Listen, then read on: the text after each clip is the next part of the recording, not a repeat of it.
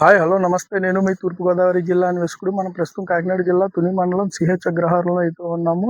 ఇక్కడ 3 సంవత్సరాల పాప జ్ఞానేశ్వరి అయితే ఇక్కడ ఆడుకుంటూ అయితే అదృశ్యమైంది.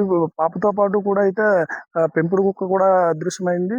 ఇప్పుడైతే పాప అయితే ఆచూకీ ఇప్పటికీ కూడా 8 రోజులు గడుస్తున్నా సరే ఎటువంటి ఆచూకీ అయితే దొరకలేదు. తల్లిదండ్రులు అయితే కన్నీరు మున్నీరు అయితే అవుతూ ఉన్నారు. మరో ప్రక్కన అయితే ఇప్పుడు పాప కీలక ఆధారమైనటువంటి పాపతో పాటు ఒక పెంపుడు కుక్క కూడా ఉండేది. పెంపుడు కుక్క అయితే 8 కిలోమీటర్లు అయితే ప్రయాణం చేసి అయితే ఇంటికొచ్చి అయితే రెస్ట్ తీసుకోంది. తర్వాత నిన్న రీసెంట్గా అయితే పెంపుడు కుక్క ఏదైతే ఉందో అది చనిపోవడం జరిగింది. అది ఆ పెంపుడు కుక్క అయితే చనిపోవడంతో అయితే అనుమానాలు కూడా అయితే వ్యక్తం అవుతూ ఉన్నాయి. పెంపుడు కుక్క అయితే ఇప్పటికీ కూడా ఇక్కడే ఉంది.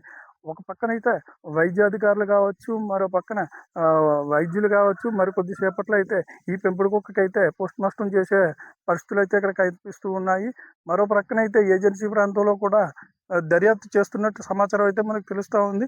రాత్రి అయితే ఇప్పుడే మనకి రాత్రి రీసెంట్గా డిప్యూటీ సీఎం పవన్ కళ్యాణ్ గారు కూడా మన జిల్లా ఎస్పీ గారికి అయితే ఫోన్ చేసి తాజా సమాచారం గురించి పాప గురించి అయితే అడిగి తెలుసుకున్నారు. ఫస్ట్ నుంచి లాస్ట్ వరకు ఏం జరిగింది, ఎలా జరిగింది